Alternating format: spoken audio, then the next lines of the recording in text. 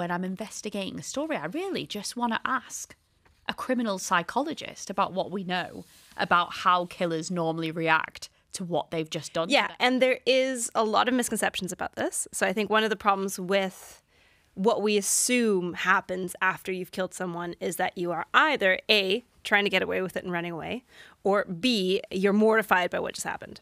And those are often not what happens. And so I think we do have this expectation of like, how would I react if? And we often don't paint the rest of the picture, which is, how did you get here? Right? How did you get to this very moment that you were willing to stab someone, especially someone with whom you share a life? And what I found looking up how perpetrators react to their own crimes, especially serious crimes, is for one that offenders can be traumatized by the crimes that they commit, which I think is something we don't think about very often. Have you ever met someone who committed a crime and then was clearly traumatized by the fact that they had murdered someone? So interestingly, the example that it makes me think of in my mind was when I was doing a story about gang violence, and I was like really embedding myself in a community. So sometimes I'd get tip-offs from within the community that a crime had happened, and we were sometimes getting there even before like the police had arrived. And one time I was so close and I came over and there'd just been a stabbing. And I didn't know that I was going to come face to face with the perpetrator who'd just stabbed someone.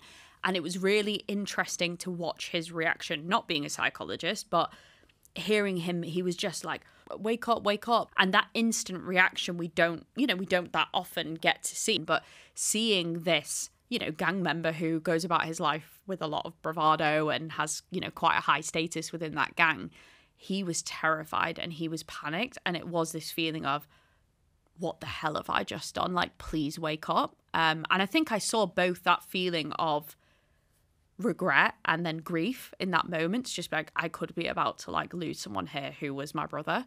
So is that kind of what you're talking about? Yeah, that's exactly right. And I think it's often framed in movies and in things that we watch sort of, or even news stories sometimes, it's framed as self-preservation because they are now worried about the consequences to them. Yeah, like, I'm going to go to jail. Right.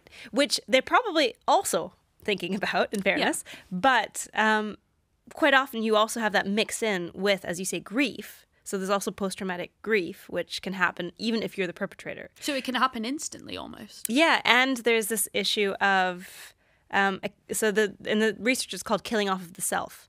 And so, as you say, especially if it's someone close to you, someone you have at one point loved or you still love, then there's almost like a piece of you that you have just killed and you immediately recognize that.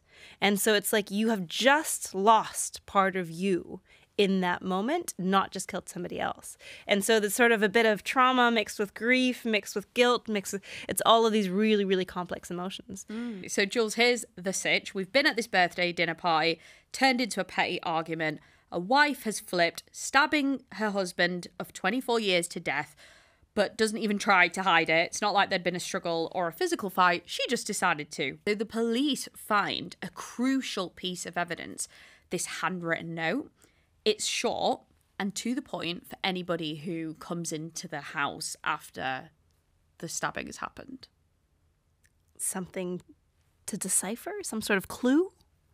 I guess you could call it that. So it was headed with the title, Confession. Okay, so an easy clue, not much deciphering needed. In this confession note, which the police find, she says that she has taken so much abuse over the years. And at this point, I'm thinking, so much what? Abuse? Obviously, all we know at this stage is there's been a few tiffs and marriage tensions, but had he really deserved to be stabbed to death? And honestly, as I have sat on my sofa with all of like my post-it notes charting every stage of this case, I still, even today, find it kind of hard to get to the bottom of, because when Penny is being interviewed by police the next day, she then denies murder, saying that she hadn't actually meant to harm David at all. So that's a twist, of course. And I think that this is what she's going to rely on to try and explain what she did. So by changing her confession and saying, yes, I did kill him, but no, it was not murder, so it didn't have the same premeditated nature, she's saying this is a completely different kind of crime now. So, which I guess is that she's going to now say that she's been badly treated for a long time and that tonight she completely flipped And so the question is it actually true? Was it some sort of explosive reaction, or was she, in fact, more calculated in how she killed him? And what has he supposedly done to deserve it in this otherwise pretty normal-looking life they have together?